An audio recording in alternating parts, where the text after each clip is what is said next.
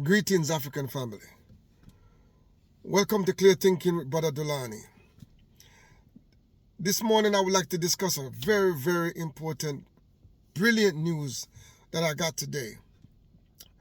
It is the news about Burkina Faso and what they are doing with their school system. I just read that they are planning, they're already implementing their school uniform.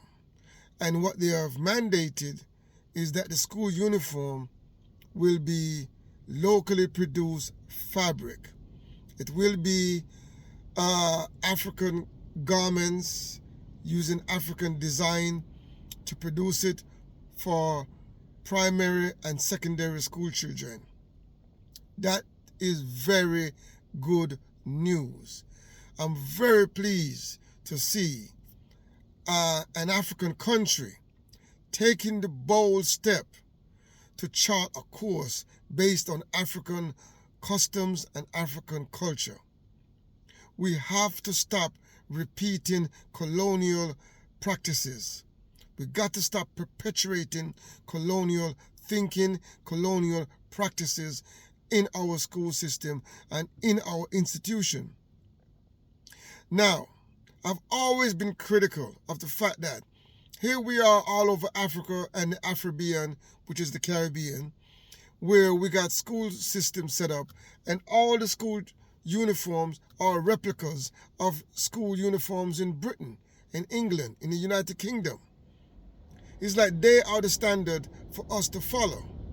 It's the same thing with the court system where you got Africans dressing up with bloody wigs and foolishness and costumes to preside in court cases that are deciding the fate of people. It is unacceptable. As African people, we have to stop it. Stop imitating and cloning ourselves and become clones of colonial empire customs and practices. It's time for our leaders to stand up and say, listen, we need to rename our places. We need to rename our towns, our roads. And we need to also dress ourselves appropriately in reflection of our culture. We cannot continue to dress ourselves and express ourselves wrapped up in European customs. And I'm not saying that we can break away from all aspects and form overnight, all aspects and form of colonial and imperialist customs overnight, but we should have that as a goal in our repairing, in our rebuilding of our African personality, our African customs, and our African culture. We have to start to take those steps to rename ourselves, rename our families, rename our roads and our schools and our institution to reflect our own customs, our own culture, and our own ancestors.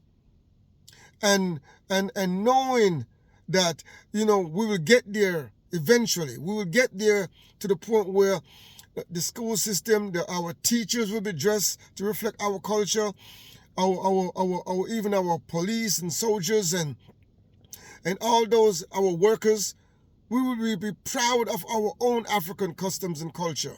And we'll be proud to dress as Africans, and use the creativity to create new paradigm for our people. It is important for our own spirit, our own soul, that we try to be who we are, be our authentic selves, and stop being clone of other people. Because this thing has been going on for a long time. We have adopted our oppressors, our exploiters, our enslavers. We have adopted their behaviors. We have adopted their customs. We have adopted their religions. We have adopted their philosophy. We have adopted everything about them, their languages, everything about that they have, we try to adapt. And now is the time for us to look into ourselves and into our history and our culture and adapt what is best for us.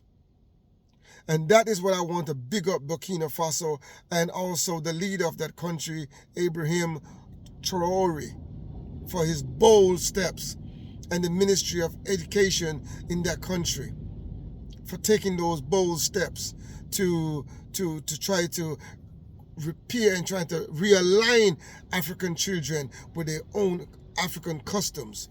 Because for too long, we have seen European customs as somehow superior, or somehow greater, or somehow better than our own locally indigenous produced culture.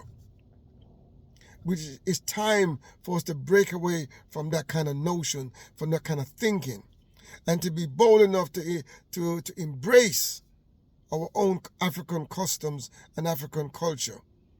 And I know there will be some people saying, oh, it's not a priority. How much is it going to cost? No matter what it costs. There's no cost on dignity. There's no cost the price you can put on self-respect, on self-determination, on sovereignty.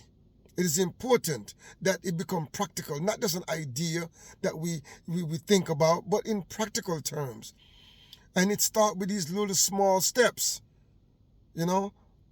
naming our towns and our roads, renaming them to reflect our own people. No longer should we continue to honor those who have hurt our people, who have harmed our people, who have committed great atrocities against our people, and whipped and beat our ancestors, and now we are honoring them by naming our roads and our buildings after them, and we are now imitating their school systems, and it's already bad enough that the curriculum that we have in our school system is highly skewed towards Europe, that we're trying to learn everything about Europe, but very little about our own African and indigenous customs and culture. It is important because we as a people, we are in need of repairing. Our mind, our thinking has been damaged. Our customs and our culture has been fractured. We have been disconnected to a great extent from our history and from our identity. So it is important that we do every little thing that we can to build that bridge, to reconnect us black to who we are as a people, and to support those who are doing the work. This is not an individual work. Every African country needs to take these steps, and those in the Caribbean, which we call the Caribbean. Those countries, and even some in South America, who are majority are Africans, we need to ensure that we take these kind of bold steps to break away from the colonial modality, the colonial thinking, and to empower our children to know that they can be the best. We teach them the best of African cultures, and we teach them the best of science and technology. That is our weapon. That is our tool of choice moving forward. Our tools is the best of African culture and the best of scientific development. Science and technological development. They need to understand science to the highest level, and also to embrace the best of African cultures as we move forward. That is a winning formula for our people. That is what we need to move forward. In Jamaica, in Trinidad, in Barbados, in Guyana, in Suriname, in all those, St. Kitts, St. Vincent and the Grenadines, Grenada, all those little places where African people are now in control. We need to take up the mantle of rebuilding our African personality and our African custom. All across Africa, that same thing needs to be done. We all need to take a page out of the book that has been written in Burkina Faso. In the Sahel, we have the Mali, we have Burkina Faso, and I love what they're doing there.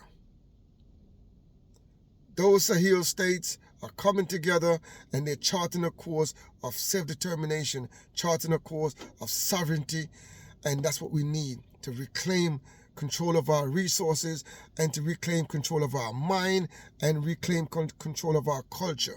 It is very important. It is vital to our survival.